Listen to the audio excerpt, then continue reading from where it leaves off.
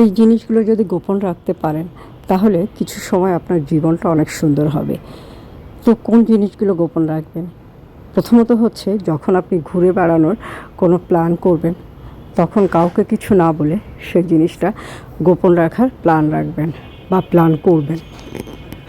টাকা কামাতে হবে, কিন্তু টাকা কামানোর উৎসগুলো কাউকে না বলার চেষ্টা করবেন।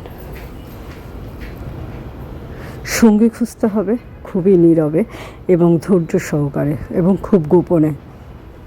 আর যখন খুশি থাকবেন তখন কাউকে কিছু বলবেন না, কেননা আপনার খুশি থাকা অনেকের সহ্য নাও হতে পারে।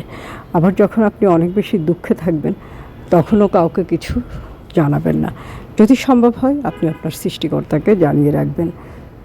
আর আপনি যখন স্বপ্ন পূরণ করবেন তখন কাউকে কিছু বলবেন না, জাস্ট নীরবে ধৈর্য ধরে হার্ডওয়ার্ক করে আত্মবিশ্বাসের সহিত এগিয়ে যাবেন।